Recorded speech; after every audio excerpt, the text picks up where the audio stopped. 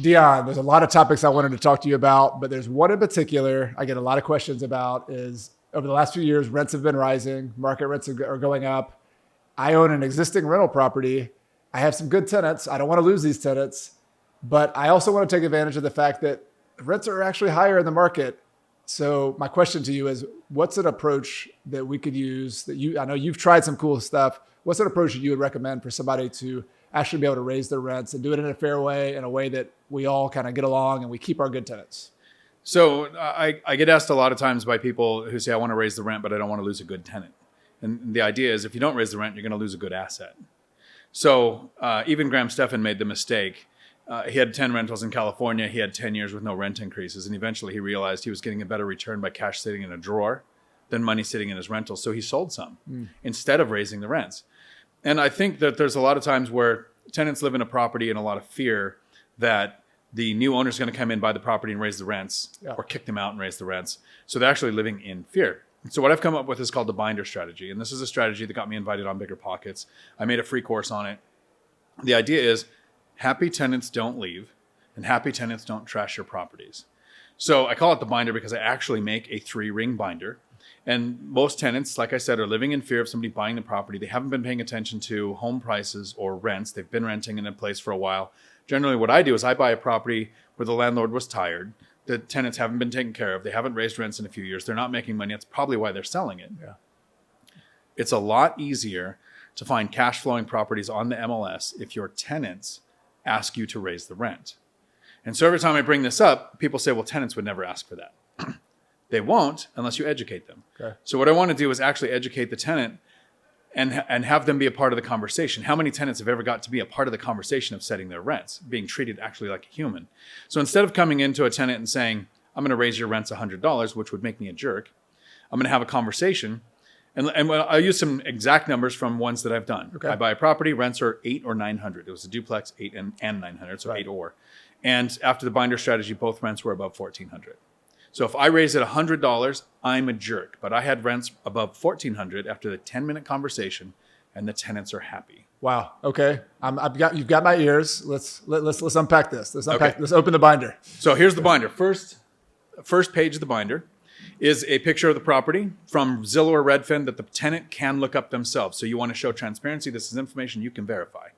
You want to show the current purchase price of the property or the current estimate of the property if you've owned it for a while.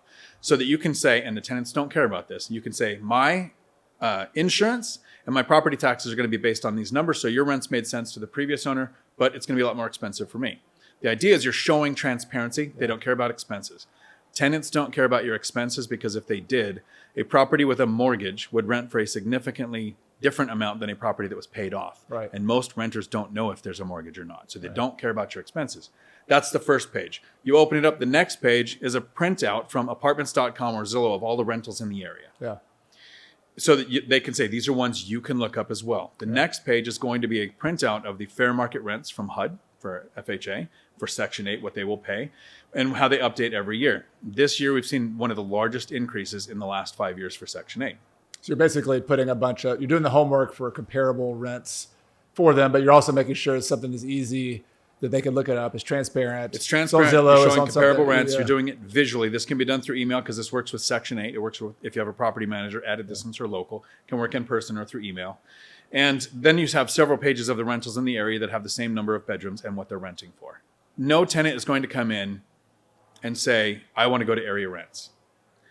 I showed with this binder that I used, area rents were $1,650. I said, this is what I would get if you moved out. I don't want to displace you. I'd also spend $5,000 to $10,000 fixing this place up to get this rent. I don't want to do that, and I don't want to make you move. So you slide the binder to them. You actually give them the information of here's what Section 8 pays. If you're around a military base or a college, you can actually show what basic allowance for housing is for military members, because these are comparable things.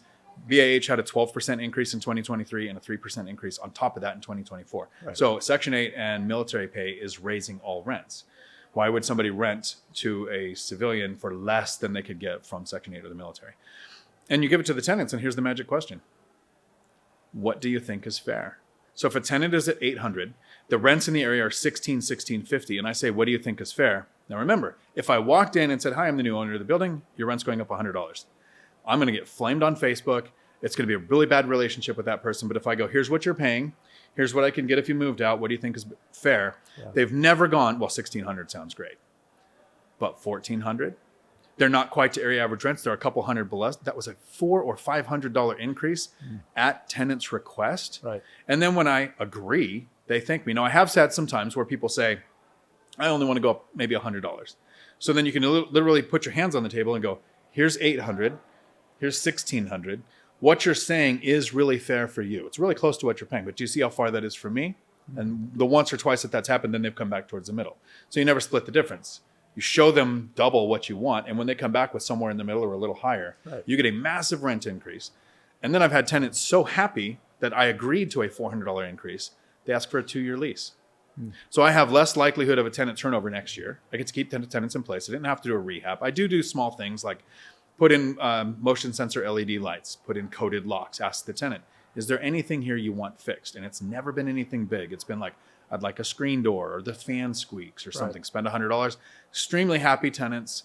So 16 rental units in 10 years. I've had 5 tenant turnovers total. Most of my tenants stay longer than I've had the properties. Love it. I want to unpack the psychology of this because I think it's really smart. It is smart. This is a specific strategy with tenants, but I'm thinking about how this applies to when you buy properties, when you're negotiating with private money lenders. There's a principle here, I think, and tell me what you think. It's the idea of number one, having transparency. Most people, when they think negotiating, they're thinking, hold my cards close to my chest, keep everything secret, and then I'm going to go back and forth in some kind of like battle with you. Whereas it's very, it diffuses a lot of that tension when you come up with a binder and you're like, no, let's just be transparent, put it on the table. That strikes me, number one. And then number two, the fact that you're asking a question of someone when they've never, usually it's like, this is what it is, take it or leave it. That's a big reversal. So I'm curious just what the psychology going, if I were a tenant in that situation, I would appreciate both of those. I think it's just treating me like a human being. So I think that's what I would appreciate. So you're absolutely right with the first comment. And this is from, I ran a CDL school for the last 10 years.